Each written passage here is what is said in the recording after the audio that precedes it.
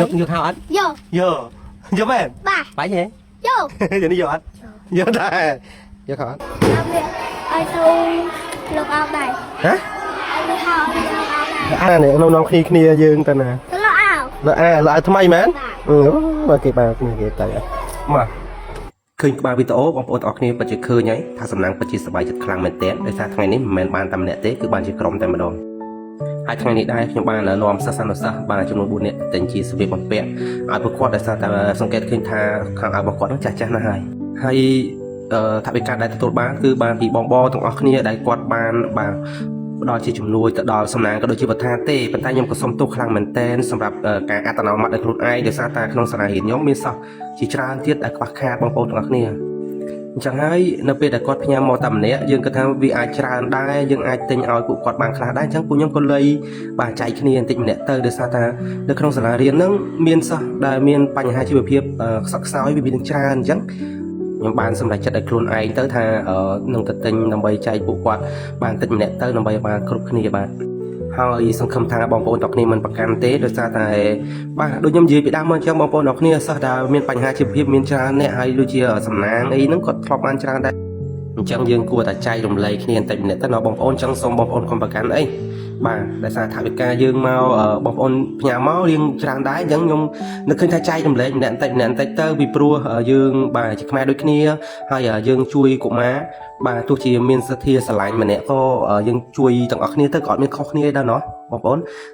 បាទហើយថ្ងៃហ្នឹងដែរខ្ញុំក៏បានទិញជាសម្លៀកបំពាក់ឲ្យវុធាហើយក៏ដូចជាមិត្តភ័ក្តិសំណាងអីចឹងទៅហើយបាទសង្កេតឃើញថាគាត់អត់ស្បែកជើងអញ្ចឹងមកទិញស្បែកជើងឲ្យខ្ញុំសង្កេតឃើញថាមិនដឹងថាហេតុអីបើគាត់ជាទៅជាស្រឡាញ់ពណ៌លឿងនឹងទៅវិញបាទសងខ្លាំងបាទនិយាយលេងទេបងប្អូនកុំប្រកាន់អីបាទបន្ទាប់ពីទិញស្បែកជើងឲ្យគាត់ហើយបាទហើយមិនបានលោអាងហើយបងប្អូនឃើញទាំងអស់គ្នាមិនលោអាងម្នាក់មួយឯងប៉ុន្តែបាទអូនម៉ាក់ជាងគេនេះរៀងរត់លោអត់ត្រូវទេដោយសារតែអាវមានតូចអញ្ចឹងចាំលើក្រោយចាំទិញអាវឲ្យគាត់អញ្ចឹងឲ្យគាត់យកតែខោសិនទៅបាទបន្ទាប់ពី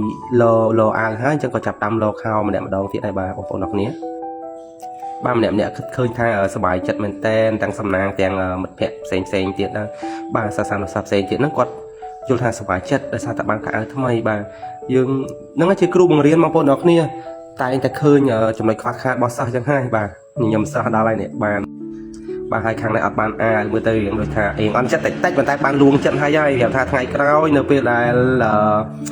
លោកគ្រូបានទៅផ្សារកន្លែងធំគ្រូទិញឲ្យហើយបាទម្នាក់បានខោអាវថ្មីដូចគ្នាហើយបាទហើយតែស្បែកជើងជះមកជាជើងនេះអូនសម្បត្តិនេះដល់ហើយនៅពេលដែលបានខោថ្មីគឺមកលងអង្គុយសិនមិនដែរលហើយអត់បាទបន្ទាប់ពីលោម្នាក់ម្ដងហើយក៏យកទៅឲ្យសំណាងម្ដងនេះសំណាងគេបាទគេយកចង់យកខោអាវដៃខ្លីជាងខ្លីម្ដងពីព្រោះថាខោអាវដៃវែងជាងវែងសម្រាប់គាត់គឺមានហើយគាត់នៅមានទេអញ្ចឹងក៏គិតថាយកអាខ្លីម្ដងទៅមានខ្លីផងវែងផងសម្រាប់គាត់បានផ្លាស់ប្ដូរគ្នាអញ្ចឹងណាបងប្អូនបងប្អូនបន្ទាប់ពីលោខោអាវហើយមើលទៅឃើញស្អាតហើយក៏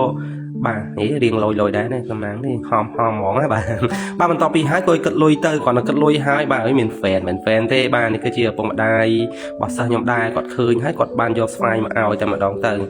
បាទហើយបន្ទាប់ពីយើងទិញហើយក៏នាំសាសាទៅសាលារៀនវិញហើយបាទគាត់អរគុណដែលបានទិញសម្លៀកបំពាក់ថ្មីគាត់ហើយម្នាក់ញញឹមបាទអរគុណញញឹមបាទខ្លាំងមែនតើហើយខ្ញុំអរគុណដល់បងប្អូនសប្បុរសធម៌ទាំងអស់គ្នាដែលបានជួយមកដល់សាសានៅសាលាខ្ញុំបាទសូមជូនពរបងមានក្តីសុខក្តីចម្រើនរកទទួលទានបានអរគុណច្រើនបងជំរាបលា